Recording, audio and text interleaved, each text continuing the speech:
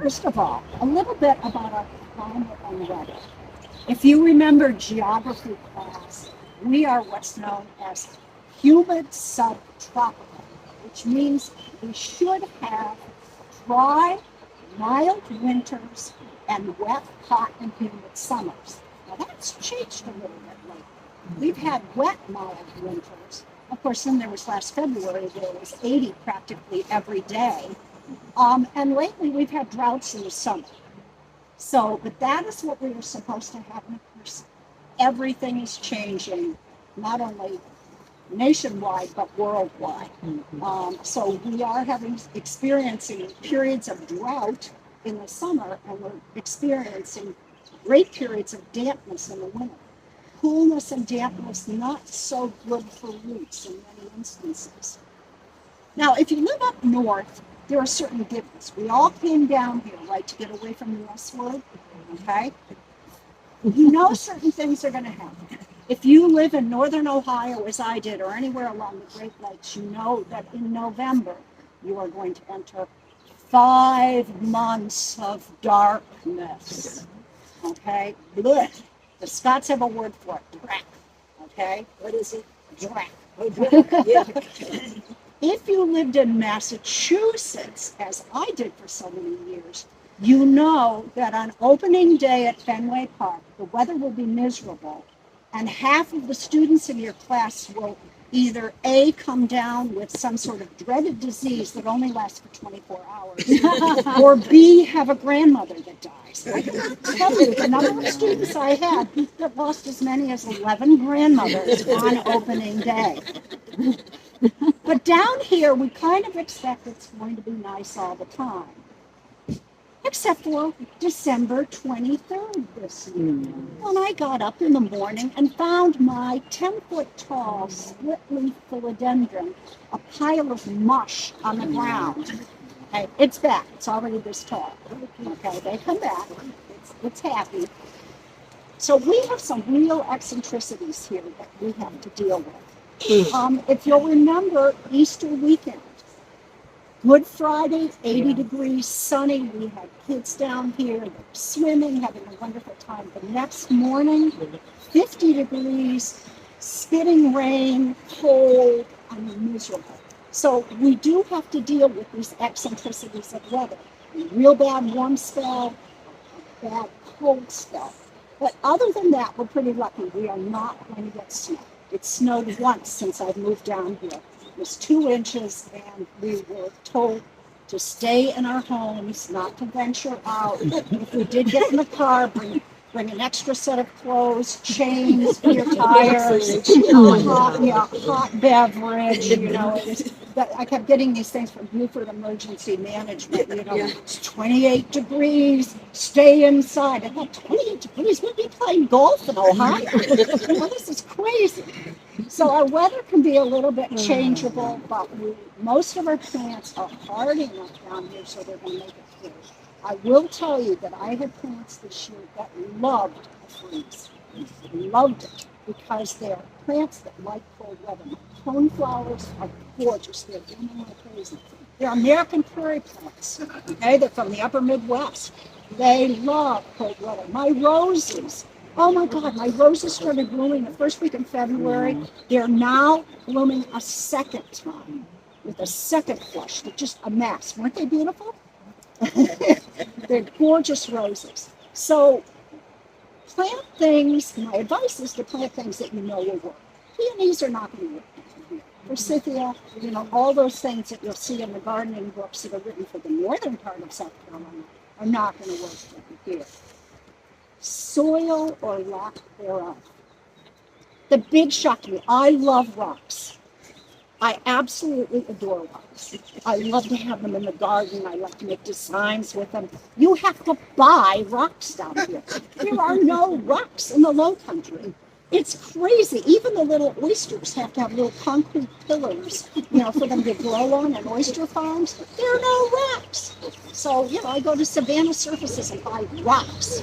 Our soil is very, very unusual. I should say lack of soil. I have a layer of sand on top of a layer of clay. Now, sand is great for drainage, but it doesn't have any nutrients in it. Clay has lots of mineral nutrients in it. It does not drain. So, what do you do? Well, I started amending my garden. The minute we moved in, I started buying bags and bags and bags of different kinds of compost. I like mushroom compost because our yards tend to be, our soil tends to be a bit on the acid side. And mushroom compost is on the alkaline side. You're not going to change your lawn. Forget about putting lawn down. You just work with it. Most of our lovely shrubs, camellias and azaleas and gardenias, love acid soil, so they're going to be as happy as can be. But the current thought on soil is, don't deep dig. Don't dig down into the soil and turn it over. We were always told to do that. Big shovel, double digging is called. Now what you do, and believe it or not, it does work, is put your compost on the top of the soil, and eventually the nutrients and everything will work down, and you're not disturbing all those good creepy crawly things and good fungi and things in the soil. A friend of mine I had lunch with yesterday just said, you cannot believe my tomato plants, because for the first time I put compost on top of the soil all the way around them, a good 3 to 4 inches of compost. She said, I've got tomatoes on it. And I just put down 1,000 pounds of cow manure, composted cow manure in my garden. And my garden looks the best it has in a long time. So I think it liked the freeze, and I think it liked the compost. Another thing you should know about our soil that very few people talk about is our soil tends to be very rich in phosphorus. They mine phosphorus here. They mine it from armaments. If you've gone up to Charleston and driven down Ashley River Road, there's also Phosphate Road going up Charleston. You can see the old phosphate mines. All of those kind of mounds before you get to the plantations, those were all phosphate mines. And they also mined it in the Beaufort area as well. So chances are your soil, not always, but chances are your soil is excessive in phosphorus. And phosphorus depletes iron from the soil. So you may get some leaf chlorosis, where the yellowing of the leaves, because the iron has been so depleted. I always have to feed my gardenias ironite, or something that has iron, because there's so much phosphorus in my soil. And when I did get my soil test, and I do recommend you do a soil test to replace some, the phosphorus it was off the chart. So far. So that's kind of a real odd look of our soil. Shrubs. We have a problem. The problem is called a POA or an HOA. And they laugh about this in England because, when you buy a house down here, when you build a house down here, you have to cover the foundation. And a lot of landscapers will want to buy something that's inexpensive and fast growing. So a lot of what they put next to the houses, and I've seen this time and time again when I've done a site survey, is sweet viburnum. Well, sweet viburnum grows to 30 feet tall, and it's a very fast grower. So you're always having to cut it back and cut it back and cut it back. I just did a site survey yesterday morning for a woman, and she said, I'll just prune it. I'm not going to move it. It's too big to move, but when it covers my windows, I'll just prune it. So what you find down here is a lot of the landscapers, because they want to keep the POAs, HOAs happy, they put in a lot of shrubs that are inappropriate for where they're placed. They'll take a crepe myrtle that is not a dwarf variety, and they'll put it right up, butted against the house. And of course it grows huge, and then what you have is myrtle, okay? And it's not the tree's fault, it's just the wrong thing put in the wrong place. So I always say, really know when you choose a shrub, how big that shrub is going to get.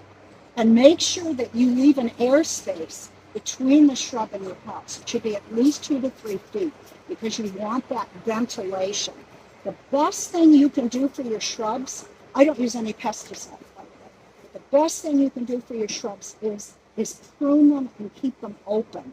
I also prune 12 inches up from the soil up to the base of the shrubs. And that's so I'm not going to reach in and find something that I don't want to be hiding there.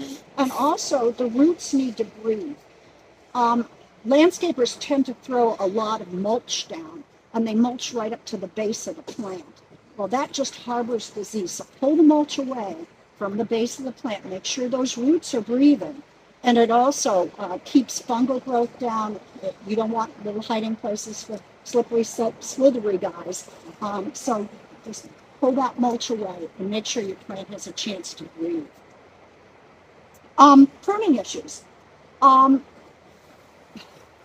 Be sure, if you have a landscaper, that they do not take their electric clippers out in the fall and just prune your azaleas into a square box shape. What is that doing? It's cutting off every bud. You will have no azalea blossoms. And I've seen that time and time again. Why aren't my azaleas blooming? You really shouldn't prune them after the 4th of July, because they'll start to, that's an easy way of remembering, it's really middle of July, but they start setting their buds. Same thing with camellias. They start setting their buds very early in the summer. Same thing with gardenias. Prune things immediately after they bloom. And Amanda McNulty always used to say this, and she's the one who does Making Things Grow on TV. You should prune your camellia so you can throw a cat through it. Well, I don't recommend you do that, but you get the idea. You want to prune crossing branches that are rubbing. Any dead material you can prune any time of the year. Get that Spanish moss out of your ornamentals. It's not going to kill a live oak tree, but it will kill an ornamental. And it just killed me to see a beautiful red one that just died the other week because it was just covered with Spanish moss. So keep your shrubs clear of debris, prune that dead stuff out, keep them airy. They will thank you. They will absolutely thank you. They will look so much better than you can imagine. And we prune kind of from the inside out here, using hand pruners. I happen to like Falco's. Maybe it's because he's Swiss. But I happen to like Felco's. They're really, really good. Felco, F-E-L-C-O. You can get them anywhere. Any garden center has Felco's. They're really a really good brand. They're expensive. But the nice thing about Felco's is they can be sharpened again and again and again. And some of your cheaper ones, So it's just like having a good set of kitchen knives. You want something that you can prune again. Flowers. My favorite thing down here. I can't grow my favorites. My very two favorite plants in Ohio were Pulmonaria, which is lungwood. It's that little fuzzy leaved, it has dots on the leaf flower that comes up early in the spring, and the blossoms change color. They're blue and pink and purple. And then I like Greenery, which they say you can grow down here, but it's only good through zone 8. And we have two zones here. We have a cold hardiness zone and we have a heat tolerance zone. Cold hardiness, we are 8B. Heat tolerance, we are 9A. So you can try pushing the zone 8 envelope, but sometimes it's the heat that's too much down here rather than the cold. I know by August my garden looks pathetic, and I just cut everything back. And then when the weather gets cooler in the middle of October, things start to come up again. I have salvias that bloom all winter long. Oh yeah, absolutely, all winter long. Pineapple sage all winter long. A number of things that would bloom all winter long. I cut them back when they start looking, as the British would say, totty. So you cut them back. Yeah. I will cut them back if I know they're the type that will come back, like salvias or something like that. I just cut anything that's dead looking back. And if it's still blooming and looking healthy, especially if it's in part shade. The best thing you can have down here is dappled shade. I wish I had it, but I don't. But that's the best growing conditions. Or morning sun, afternoon shade. That's ideal for almost everything. But I will, cut down any dead plant material. Maybe give it some more compost. I don't even use that much fertilizer anymore. I found the compost really acts as fertilizer, and it's a lot cheaper than bags of fertilizer that you can buy. So the heat is much worse than cold down here. Check the origins of the plants. One of the really good books, and it's referenced in my book, is a book by Norman Winter. Have you ever heard of him? He has a Facebook page called The Garden Guy. He used to write for the Beaufort Gazette and the Island Packet. He was a curator of the coastal Georgia Botanic Garden right off of Abercorn. And he wrote a book called Hard, Tough as Nails Plants for the American South. And it is a really good book because he tells the origin of plants. If a plant comes from Mexico or Texas or is native to this area or even Florida, chances are it's going to make it through our heat. If it comes from the foothills of the Himalayas, chances are it's not going to make it. Okay? So it's really important to know the origin of plants. Bambies. Okay. Bambi's appetite changes quite regularly. I did an update, which is in the back of the book for Clemson, of the plants that Bambi currently is not favoring. But that can change at any moment. When I first moved down here, Bambi did not like agapanthus. Now it is more favored than hostas up north. And they just love agapanthus. Because I have my English garden with my roses, have an electric fence. It's just one electric wire, and that's all. But there's no place for them to land. There's shrubs on the other side. And they don't like to get their little feet tangled up. So some people have even used fishing line around their gardens. A friend of mine doesn't have a fence, and she grows veggies. And she has a fishing line all the way around the garden. And the deer will go there because she has two lines running parallel. They don't want to get those little legs hung up in the fishing line. So just know that if you are planting something that says it's deer resistant, it could change. And the baby Bambis are the worst because they don't know any better. I would come to this butterfly garden that I maintain, and I would find the plants I just put in the ground, there were things they don't like normally, picked up and thrown. The little babies will taste, no, I don't like that. Well, how dare she do that? Throw it. But I put it on the other side of the garden. I knew darn well what had happened because I found those little cloven hoof marks, Somebody called deer the cloven hoof minions of the devil. So anyway, but, they were here first. And unfortunately, we're clearing more and more of their territory. But just be aware that there are a good number of deer-resistant plants. Salvias are great because they're strong. Anything that is strong tasting, they don't like. It doesn't necessarily have to do with leaf texture, because I would think that tractor seat for Fujian would be absolutely delicious, and they don't like it. But they like holly bushes and strip them bare. Can you imagine that? It's just unbelievable. So you just never know what they are going to like. But the rule of thumb is they don't usually eat herbs because they don't like the strong taste. So rosemary, obviously society garlic is a great buffer. Anything that has a strong flavor you can kind of get away with. And Bambi will leave it alone. I am going to stop and let you ask questions.